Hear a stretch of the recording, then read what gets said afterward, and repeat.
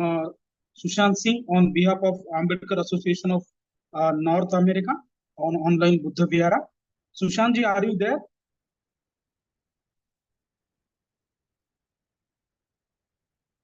Hello. Hi, am I audible and visible? Yes, we can see. Yeah, you are audible and visible. Yeah, just moving to the just moving to the before moving to the next uh, main speaker. So I would like to just give a brief introduction of the main speaker. So Sushant Singh is a first generation learner and Dalit human rights lawyer from India. Uh, he is a trustee of DSN UK, that is Dalit Solidarity Network UK. He hold an LLM in human rights from SOAS University London, and he also completed his BA LLB honors from National Law University Delhi. He elected twice as a president of the SOAS Student Union, uh, and his work focuses on caste, equality, and representation. He founded the Dr. Baba Saheb Ambedkar Society at SOAS University and the Global Ambedkarite Scholar Association, that is GASA, to unite Dalit scholars globally. Additionally, he included caste as a ground for discrimination in SOAS's student union policy. So now I request Advocate Sushant Singh to guide us on the topic, that is from margins to mainstream, the political rise of Ambedkarite youth. Over to you, Sushant ji.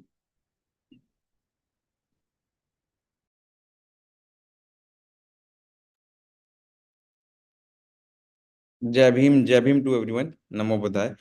Mahesh ji or the Sunil ji, my request is that I'm struggling with the electric ports here. So my laptop is not charged as I wanted to. So I have requested to join the meeting through my phone also. So in between my laptop will go off, so I can continue to talk through my phone.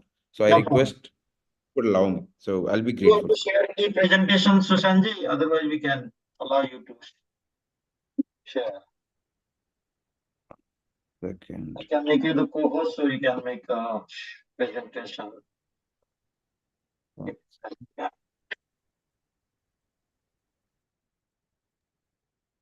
Yeah, please proceed. Yeah. You can see me through my phone also, right?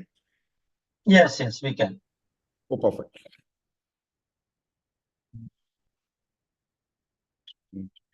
Yes. So, Jabhim, everybody, and Namo Buddhaya. Thank you so much for the host for inviting me here to speak on the topic. And my special regards to the Bhanteji here, who have been teaching us the importance of the Buddha and the Dhamma. And in my personal life, I have started following the Dhamma myself. And it all started with my parents and my older generations, where our families got married through, still got married. My parents got married through the Buddhist tradition, where Bhanteji comes and they do all the ceremonies. And whether it's a birthright or the death in the family, every time the Bhanteji comes. So as a youth or as a younger generation, it is very important to note that how our culture is needs to be have an active involvement of the Buddhism. So thank you so much, Bhanteji. It's a great pleasure to understand that uh, how do we react and how should we react. That the famous story of the Buddha is also that when you get anger, that somebody was trying to insult him. What should be our thought process? That we often been told that you should not show the discomfort or you should not react.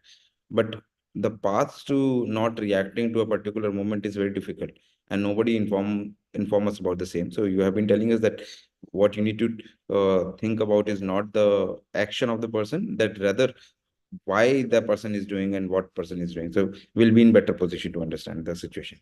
So thank you so much. It was such a learning experience for me to listen to you, and it was a privilege. And moving forward to the topic is, I'll keep it. I want to keep this session a little bit of more interactive. So whenever in between or maybe in the later, so feel free to interrupt me in between or wherever you want me to. So it should be like a discussion.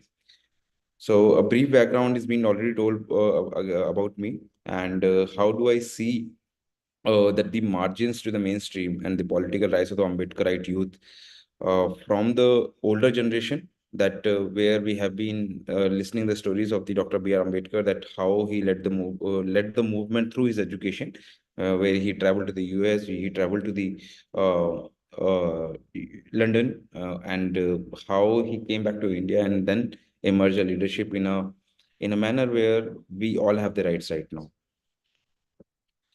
So one thing I can find a similarity after living in London for a couple of years, and here, that we all are a very dedicated community which is still paying the tribute to Baba Sahib and his teachings, and also that all the students who are coming to these foreign universities, or the people who are living here, they have very loyal approach towards the activism of the Ambedkarism.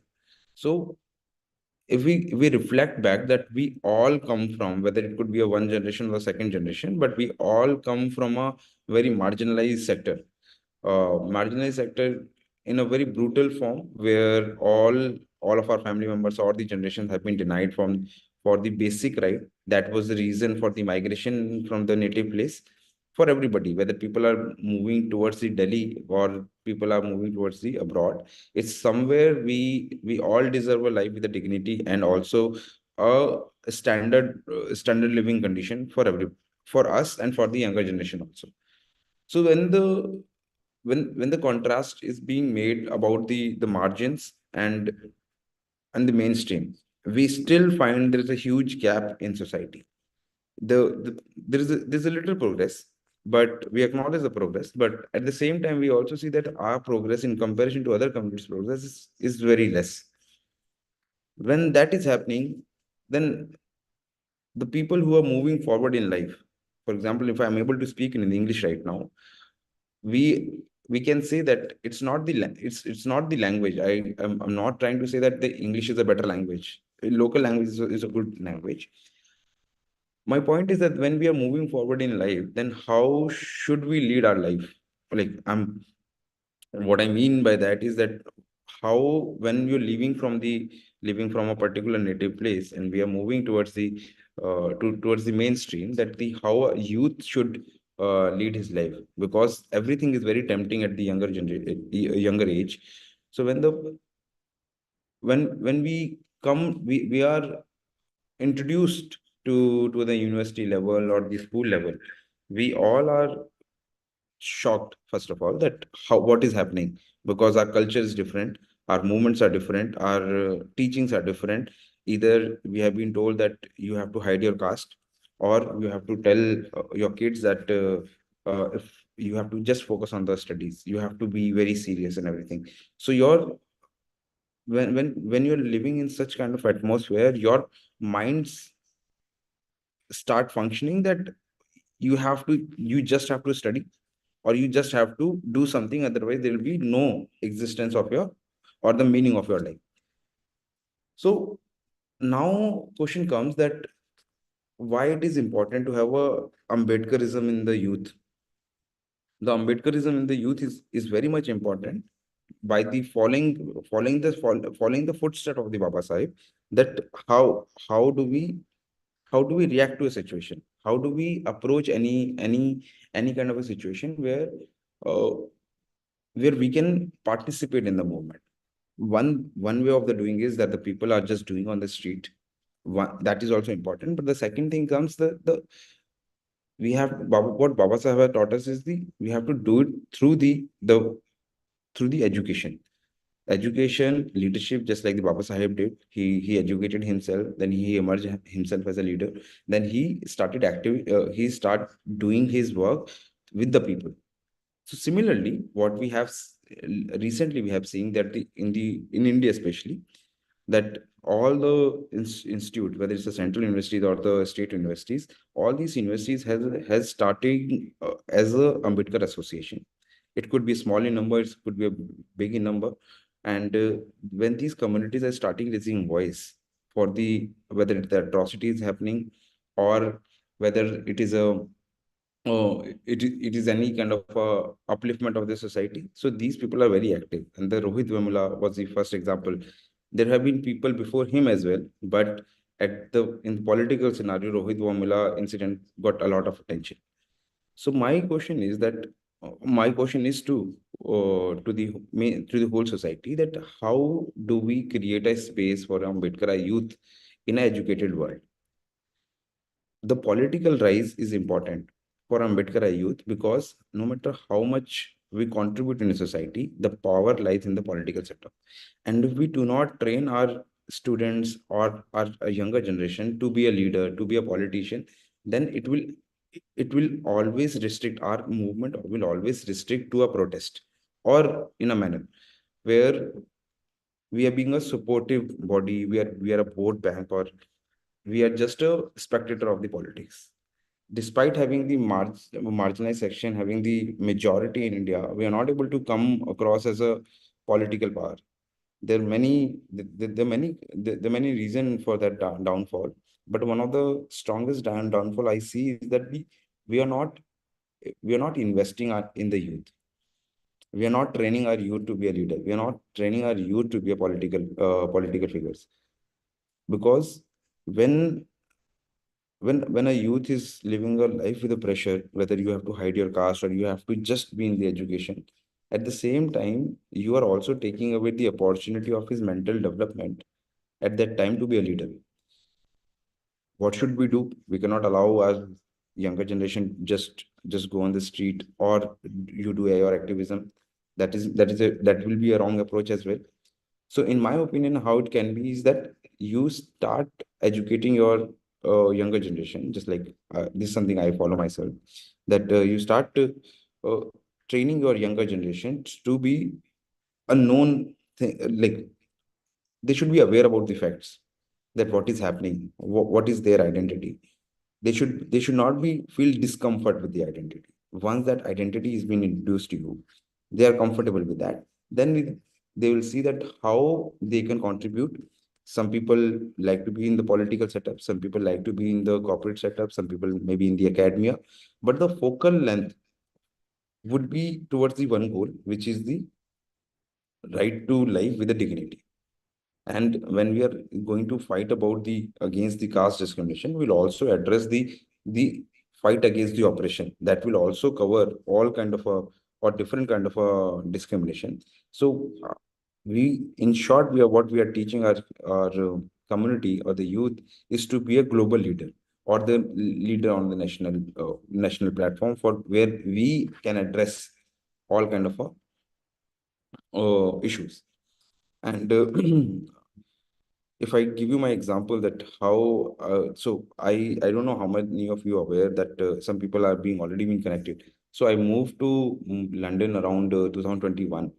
So around 1 lakh 80,000 students, or close to 2 lakh students, travel to London or the UK every year from India for the higher educations. This is the data I'm quoting from the Indian Embassy only. And then I did a little bit of research that how many students from the Dalit community are coming. It was such a surprise that the majority of people are coming from through the scholarship only, and the number also restricts to 100. That is that you can say that I'm exaggerating. But this is after exaggerating. I'm saying the 100 students from the Dalit community moving towards like coming to the UK for the studies, and the 80 to 90% of the 100 people, like which is like 80 to 90 students, are coming on the government scholarship, and those scholarship is also the scholarship is also on the substandard of the Home Office, which is the UK Embassy. So actually, what are we doing? That the UK embassy gives a direction that there should be a 14,000 pounds for the living expenditure, and the government is giving just the 9,000 pounds for the living expenditure. They are getting the visas because it's a government scholarship, but at the same time, they are not able to. For example, they're not able to pay their bills. They're not able to live a life. So we are being I'm not a beneficiary of the scholarship, but I have seen people that living how these people are living their life. They're not able they're not even able to enjoy the academic atmosphere. At the same time, they're not able to be comfortable in the foreign land. Always being pressurized. So their living condition of a marginalized background is still maintained. And with the help of everybody, whether it's a government, whether it's a it's a it's a academic space, they are not giving more concession to the Dalit communities. How do we Now the question we ask, that how do we emerge as a leader? How do we encourage our community to be a leader when their living standard is not maintained as per the local norms? So at the same time, I was just like trying to find out that what can we do, what we cannot do.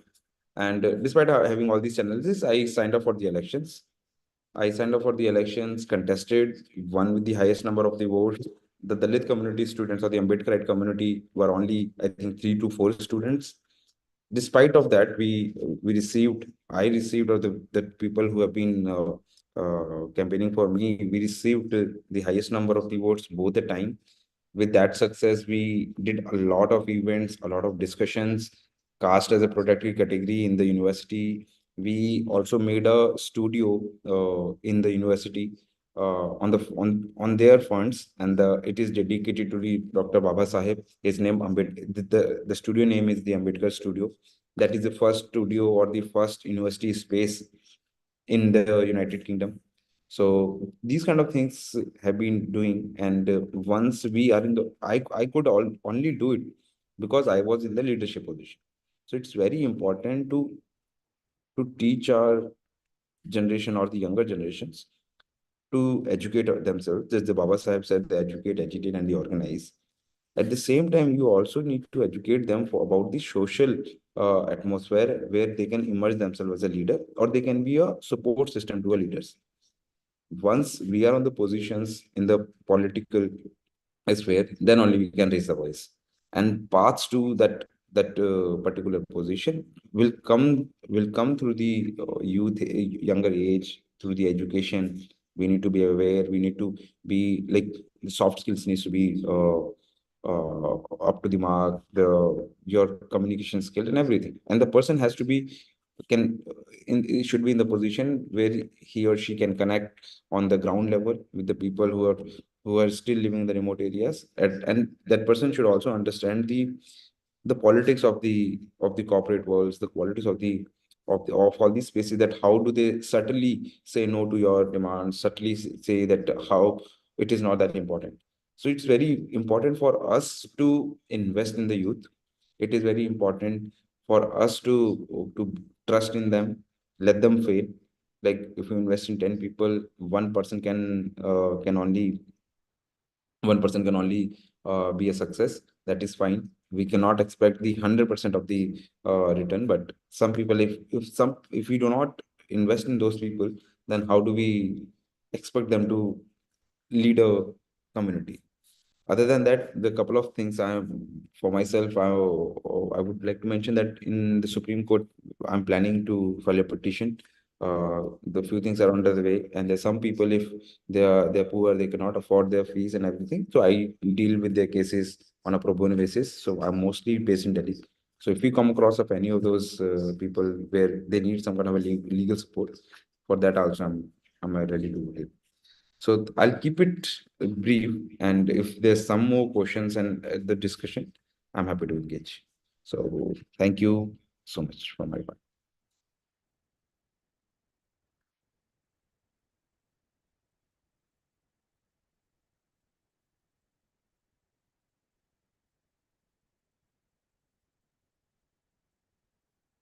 Sunil, are you there? Sunil? Over to you. Yes, sir. Yes, sir. I'm fine.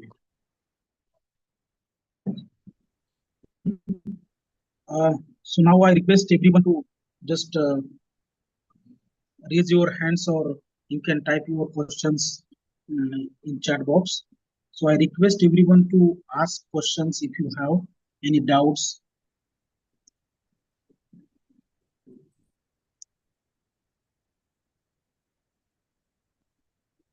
So first of all, you can raise your hand if you have any questions. So first of all, thank you, Sushantji, for highlighting your journey from a first generation learner uh, to the global scholar. You also founded the uh, two communities in SOAS University. You also elected as a president of SOAS University.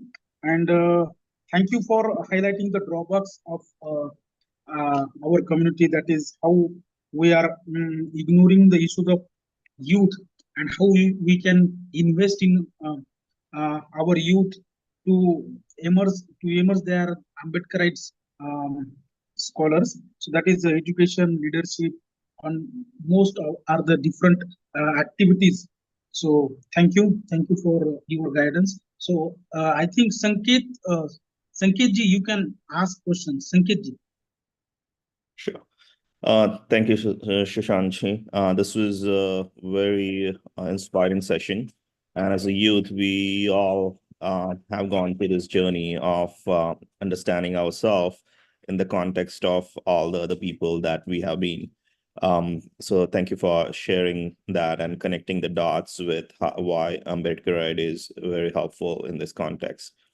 I have one question based on my experience with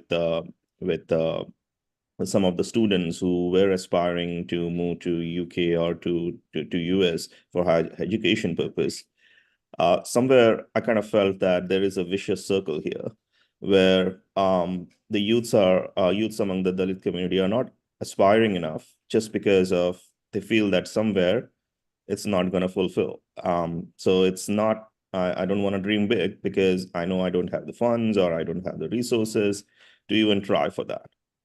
And at the same time, it's if you don't aspire, you cannot get there. But if you try there, then you may get there, and there are various avenues that could be helpful.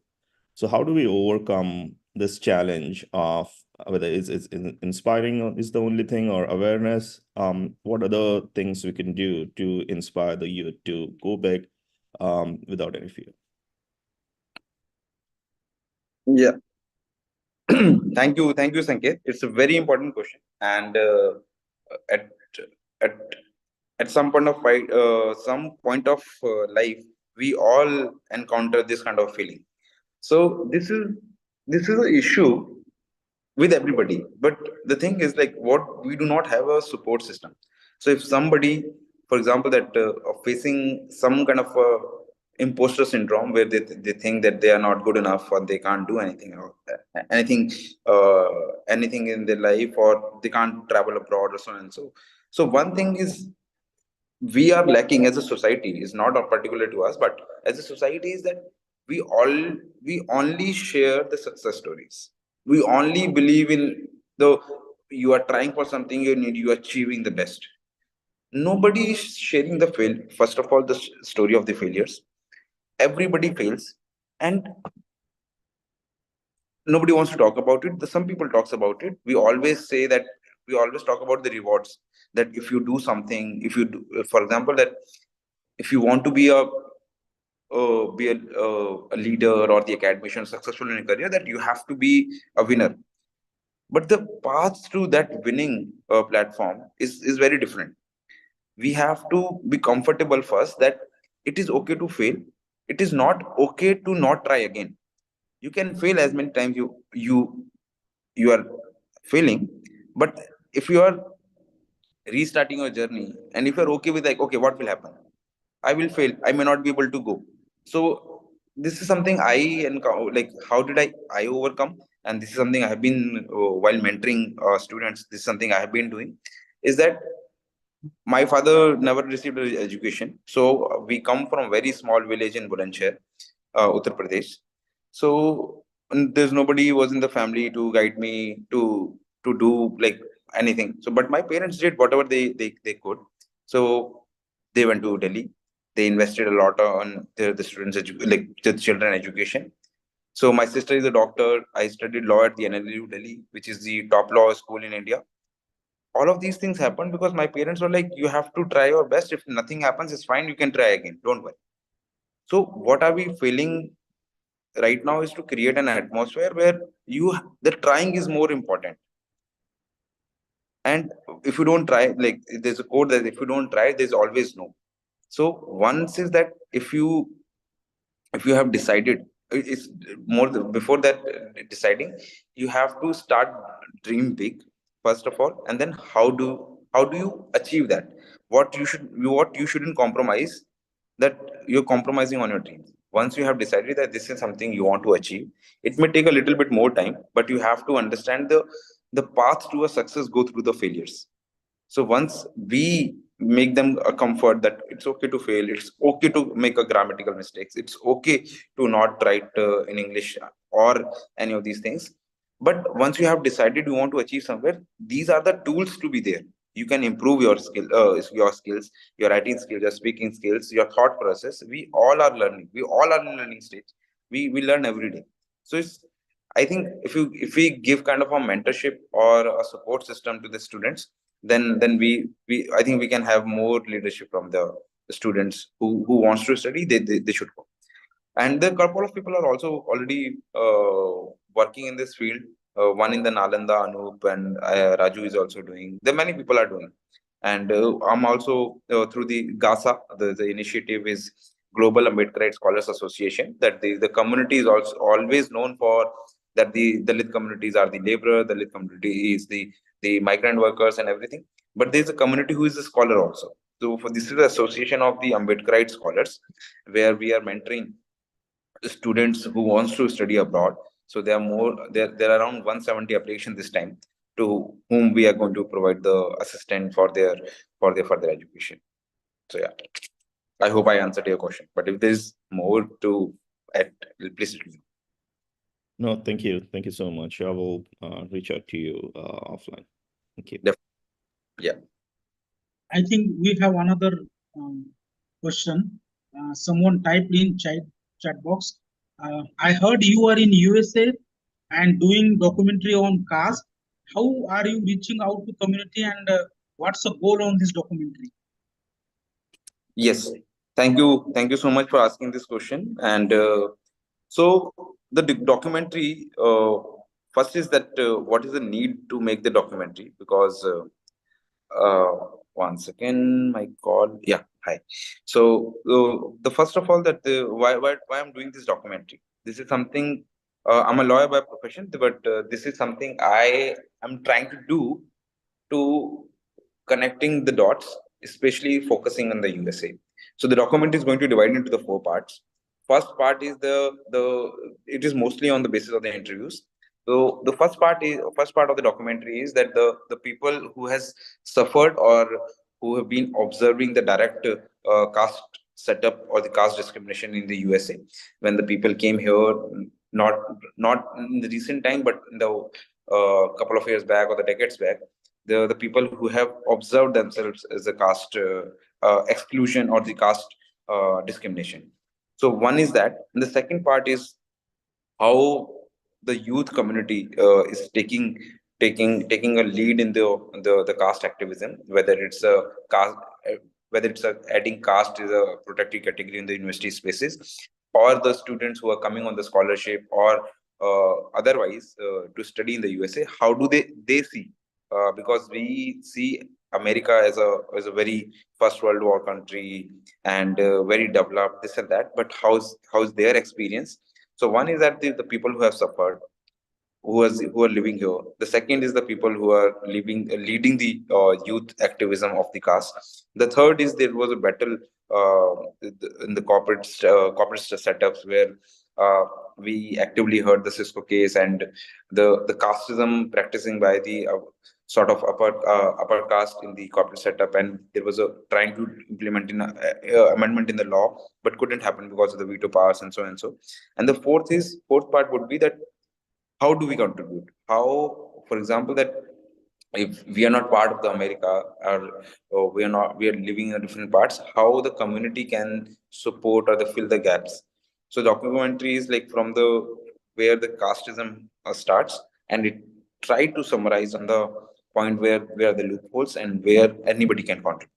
And the second thing is how I'm reaching out to people. I'm reaching out to people through the help of everybody. Like for example, that the people I know, and I'm requesting that this is this is documentary I wanted to make because I want to express. I want to record the expressions. What is happening in the USA? So it's very important, and this could be my contribution towards the movement of happening in the USA. And let's see how it goes. So I'm reaching out to people with everybody. So in case you have any suggestions, or if you have anybody who would like to speak or who can connect me.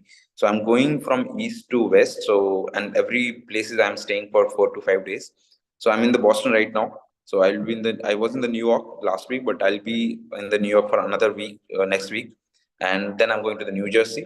Then I will be in Washington, and after that I'll go to Chicago, then the Detroit, Dallas, Los Angeles, Seattle, and then the Bay Area. So I'll be ending this, trying to end this trip around September, mid or the third week of the September. So in case you have any leads, anything, please let me know, and please introduce me to them. I'm happy to summarize my. I think, I think Mr. Satyanath raised his hand. I request Satyanath ji, please brief about your questions. Satyanath ji, yes. Yeah, thank you very much for recognizing me. The title of your talk is From Margins to Mainstream. Then in the next sentence, it says the political rise of Ambedkarite youth. Yes. So there I find it 3 items. Margin to mainstream. What's meant by mainstream? And then the second one is political rise. Also, I have some idea of that, but I can let you. And then Ambedkarite youth. What is an Ambedkarite person? Right. What Ambedkarized? So, to my mind, mainstream probably means becoming educated and all that. If you have something different, please let me know. Political rise means getting involved in the political happenings, becoming politically strong. The thirdly, Ambedkarite youth. Now that is a little tricky. Many people think that Ambedkarite must be Buddhist. Then some people think that Ambedkarite must support the BSP. And then some people think that basically the most important thing that Dr. Ambedkar was dedicated to was equality. Equality on educational, economic, social, politically, all of these spheres, we should all be equal. So personally, I feel, like giving emphasis to equality part. So, and then I could go on, but I will stop here and let you share your ideas about these 3 things. Thank you. Thank you very much. Sir, may I request you for your introduction, if you don't mind? Can you hear me? May I request you what? May I request you for your introduction? Oh, I'm Satyanath Chowdhury. Yes. I'm an 82-year-old, and I came to America in 1965, got my PhD, and then I was teaching for a while. I retired a while ago in 2001, and since I've been a full-time kind of activist without achieving much. Right. Thank you, sir. So, from where should I start? So, right. So, margins to mainstream, and then the political youth, political rise, and the Ambedkarite activism. So, what is happening, sir? It's we are not able to, in my opinion, what we are not able to do is we are not able to connect the dots. We are moving it forward, but we are leaving behind in many things. And there have been active political parties active in the as a BSP, and the few new emerging leaders from the Dalit communities, also the Jignesh Mewani and the Chandrasekhar, who has proven their individual, at least right now, the individual caliber to be in the politics. And there's a long history of the Manav Kashiram, and then how he led the movement and everything. Somewhere we are not able to identify that how, as a community people, should be connected on the ground in the villages. When the people who are like this, it's quite similar to what Ambedkar Saab have said it long ago, that the pade likhe logon ne dhoka diya. So some kind of practice we can also see. And it's very important to understand that your participation as a youth is much more important at the any other age, because one is that you train yourself, second you have more energy to go around, third you should, you are in the position to take a mentorship from the senior leader, this or the senior activist from the community, who can guide you, who can mentor you, and you can be physically more active on the ground, and then you can implement those things, because the people who are, including yourself and the many more people who have learned a lot of things throughout their life journey from here and there, so those teachings are not written anywhere.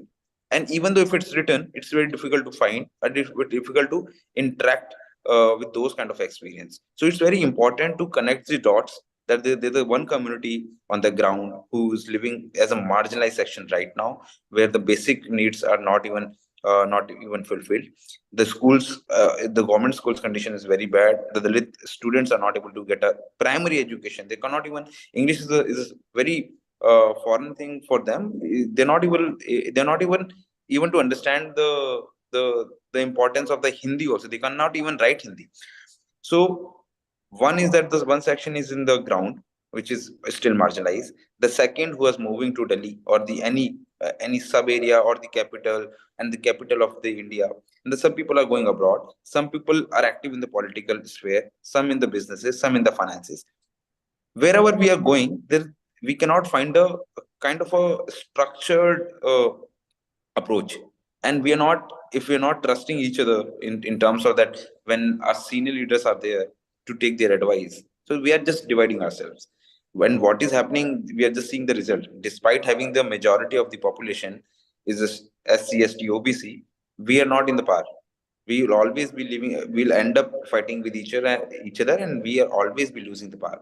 So what aspire us to be in the position, but what should motivate is to not let other people win. Like we can keep fighting with each other, and we'll, as a human, we will have the differences, but it's very important to take a note on that. If you want to rise in the mainstream, the importance of the Ambedkar youth is very important. With the recent time, all these universities has the Ambedkarite Association, who actively raises the voice, who actively participate in the Ambedkar Jayanti, or the Fool and Devi, on all these leaders. How do we do? Sorry, what do we do? We actually create the awareness around us. So caste discrimination is still is like, okay, there's some people you come across, especially in the foreign land, in Delhi also, not in the foreign land. Oh, caste. I used to listen that the caste discrimination was in the rural time, like earlier times in the rural areas, but I don't think it exists. But other discrimination or other operations are not. You don't have to introduce. Everybody is aware. So this awareness can come from different institutes, whether it's an education institute, it's a corporate institute, like it depends. So yeah, it's very important to bridge that gap. It's very important to be accountable to each other. So this is how I see. And what we shouldn't forget is we shouldn't forget is the utilization uh, of the knowledge and the experience of the senior community, the people who are senior, who have lived, who have pursued this through the documentary. I'm trying to speak to the people who have, in the first part of the documentary, is that who has lived these experiences. So that is the reason that how do we find out these people? It's very important. We cannot undermine that somebody has lived their life 50 years, 70 years, and so and so, and even they do not go to school, but just in case they do not go to school, but they have learned a lot. That's how they have survived in the life. So I value that thing a lot. So yeah, thank you, sir. Thank you very much.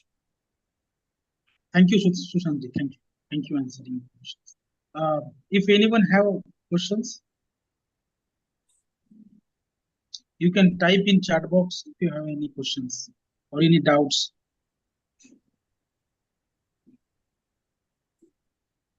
Sushantji, just I want to ask one question. Mm-hmm. Yeah. So my journey started from BAMSEP when I was in 11th standard. So I attended BAMSEP's camps. So I was not aware about the things that how they are going to give us a training. So when I attended their first camp, that was really insightful, and that that मतलब उन्होंने ऐसा मुझे मतलब कुछ जो training दिया तो उससे मैं प्रभावित हुआ. I was really inspired and I was continuously attending their camps. But as you highlighted in your speech that we need to invest in youth. Uh, how we can increase their communication skills, leadership, and how we can connect on them on ground levels. But when I selected in one IPAC fellowship, that is the Prashant Kishore started in Bihar. So I was the one from Ambedkarite community, and there was 49 guys from other communities. There is a lack of gap you have highlighted, but how as an Ambedkarite community, how we are going to invest in youth, and how we are going to deal with these drawbacks? What's your suggestions?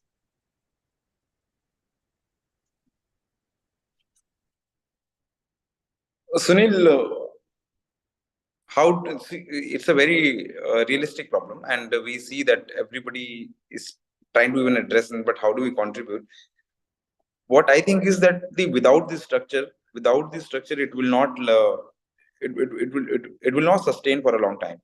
So investment in the youth can be on the individual basis, or it can be through the people who have been doing some good work, who are verified, and then we can start investing through them. So investment could be, for example, that just in case them providing a mentorship, or introducing to some kind of avenues, helping them in a leadership atmosphere, their personality development, their skills. So the all kind of investment can be helpful. And how do we do it? It should be done in a little bit of institutional form. It should be a little formal, not completely formal, but a parallel kind of a structure where you are set up a body who are dealing with all the youths, because a person cannot give all these things to on an individual level, because everybody is having the profession and the other jobs as well. So I think if we create a structure, and if we know a structured body who are doing it already, I think through them, I think we can do it better. If I did I understand your connection? Did I don't know if I answered you. Like, Yeah.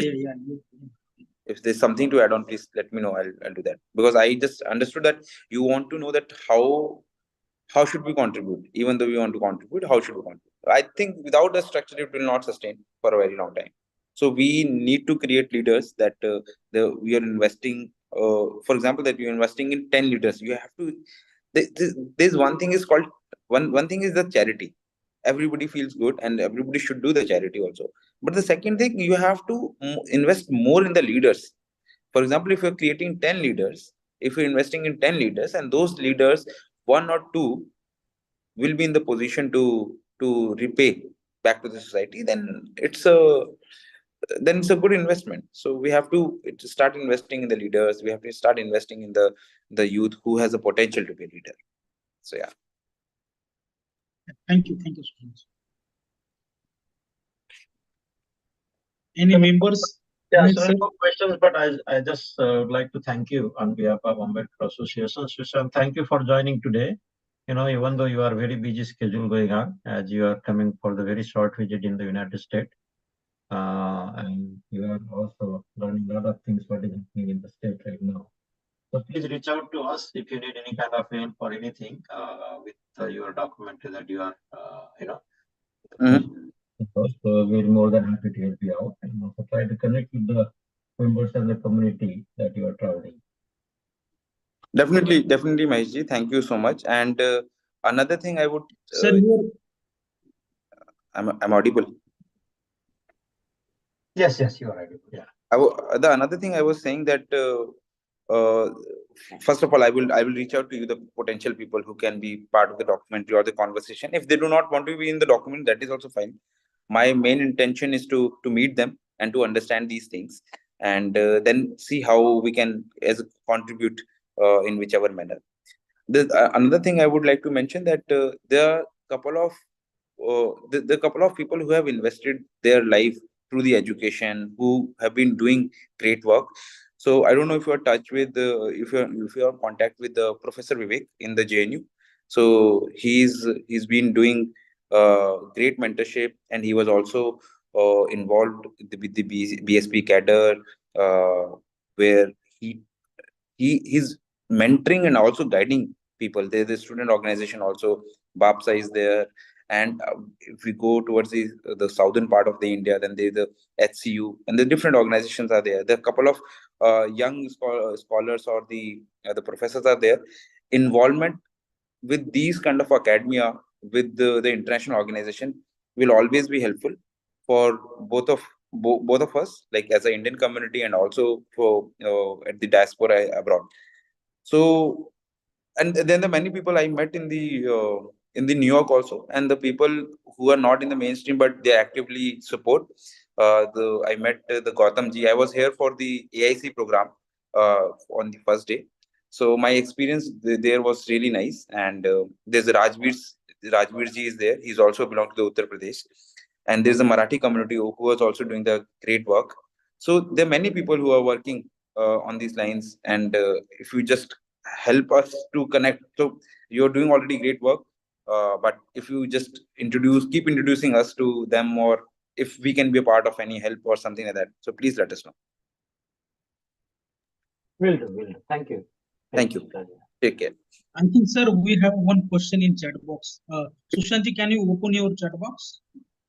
Julie Naik, okay. I just want to know the bit about the thing as you are from the respective profession. In rural India, every day we encounter a lot of atrocities, and there is no one to lead the legal movement. It's a huge crisis. It's an organization intellectually. There's people come out to the road for the protest, but they can't go up the legal proceeding. How we resolve the problem? How do we convert it to a mass movement?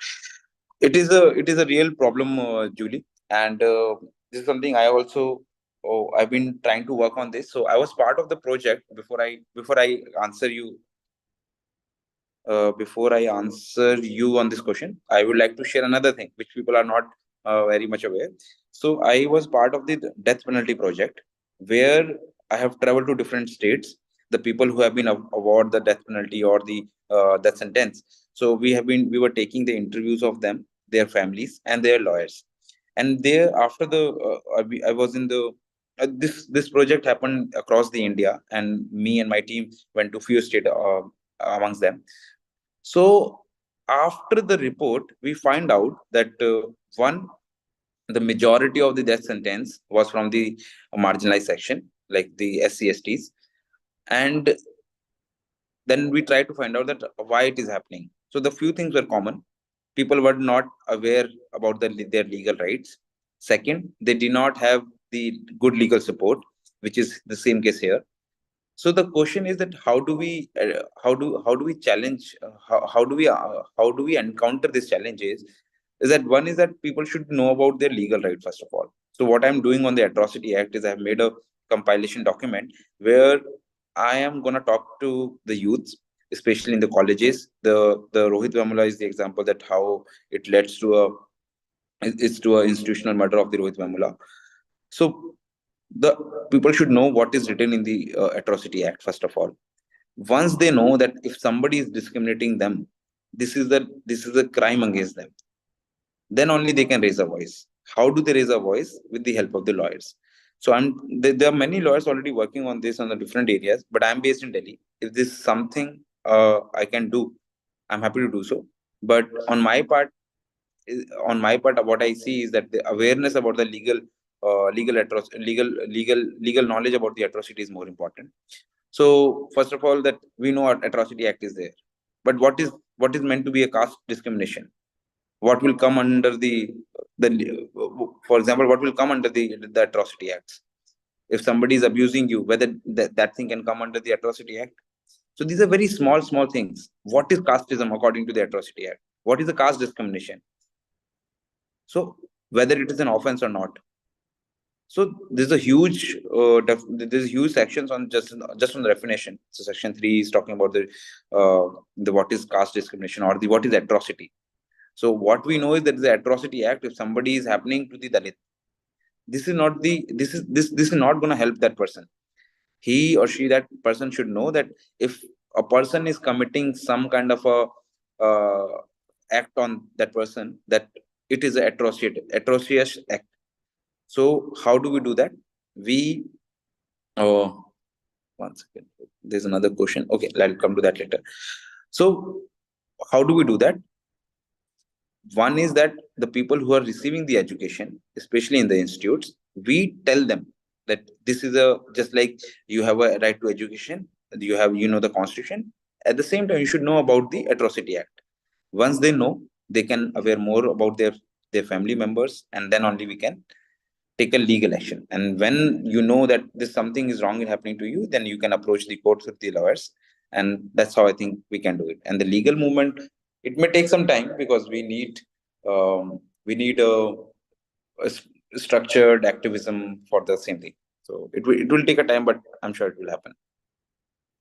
Yes. Another question is, do you think that belonging to SC caste should represent a sorry situation even today? Can't it really represent the pride instinct? So we can say GBM while greeting still to caste and don't provide. Rajkumar Tambeji. The first thing is that it depends. For example, that I do not I personally practice caste is not an inferior thing for me. So, but it also depends in a scenario where everybody is living. What are the costs they have to pay? For example, if you're living in a atmosphere where you can reveal your identity, first of all, if you can, you should. But I have seen people where they have been living a decent life. This is a story of a tuition teacher. So she was very renowned teacher in that area. Her tuition was going very well. A lot of students, and then one day she realized that she can put a photo of the Ambedkar. She can put a photo of the Gautam Buddha, and like, who are you? We are belong to scheduled caste community. Within few months, her tuition went from 35 students to, I think, to 2 to 3, and later on, I think she has stopped teaching anymore. She doesn't teach anymore. So I do not want to say that you should reveal your identity. If you can, you should. I would say that. And if you are in a atmosphere where you are not having the community support and it may be a fearful situation for you, then you have to act according to the situation as well. So exactly, that's what my point was. So Mhm. I think if we want to elevate and do not want this kind of discrimination based on caste, Mhm. if we represent SC caste as, let's say, I mean, normally in societies, people who belong to Brahmin will Mhm. flaunt their caste, will say that we are Brahmins, right? That similar way, if we represent SC with proud, or if we elevate our caste to that level, so that what all steps we can take. Let's say I'm educated, I am having good social status, and if I say I'm a SC person, so I have already highlighted that to many of my colleagues, or uh, in the areas where I stay normally. But I haven't seen any of my fellow caste members, or at least they may not have highlighted or showed that they are belong to this caste. See, I'm staying here for like 2 years now, and I haven't met a single person from my caste. So it's very strange. Everybody visits to Bharati temple, and we may have seen people, introduced ourselves, but never revealed our caste. When I discuss internally within the society, everybody knows I belong to SC caste, and we discuss, argue on that matter as well. But since I started visiting and attending ANA events, I got many. I mean, people. I met many people belonging to our society. So that's where I thought, if we can make our SC proud. There is an example I have. My Sadu, we call it my sister's. Sadu, you know very well, right? My wife's big sister or elder sister's husband. So he is working in news agency, and was covering news from politics in parliament in Delhi. He works in Delhi, and he many times told me that he flaunt that caste and says Jai Bhim to all the people who met him, and very loudly. So he never felt shy or insecure, or what we call it, shameful, that he belongs to SC card. So that way, if we can flaunt and show we belong to SC, and still we are staying with them, communicating, or organizing events with them. So is that will that reduce that inferiority amongst others about the SC caste? That is correct, Rajkumarji, but that is the main point. No, what I was talking about, that youth is very important to introduce, to get introduced up with these things. So everybody is, if you ask me whether you should reveal your caste or the identity at the first place, answer is yes. But we also have to agree that we all are different. Our bandwidth to our bandwidth to deal with the situation on a daily life is also different. So not everybody is very bold. So we also have to acknowledge that the some part of a training could be missing, or they might be introduced to the caste diaspora a little late. So we cannot expect the same kind of energy from everybody. It should be there, I agree, it should be there, but if in case something is not there, then we can let them be on their time. Like it should be at the earliest, but if they want to take some time, it's completely fine. But if we for the what we can learn from ourselves is that, or our mistake is that, if we introduce about the caste and all these importance of the caste slogans from the very beginning, at the early age, when all these the youth and the students will be more confident than we are. So that is the more intention, that we should invest in the youth. Yes. Yeah. And True. where you from, Rajkumarji? If you From India, Nagpur, okay, Maharashtra. okay. Thank you, Rajkumarji. Thank you. Ji. Satynath sir is saying something. Please, sir. Yeah, if I may interject, I feel that people shouldn't, particularly among SC communities, should didn't try to hide their subcaste or caste, and it would only help if people are trying to be inclusive in our own, because in our own SC community. Mhm. And I don't think it should be anything should be we should try to hide. If you try to hide something, then it implies that you are not comfortable with that particular identity, and it may affect one psychologically, and so the hiding of caste, of course, if you are in the presence of mostly upper caste,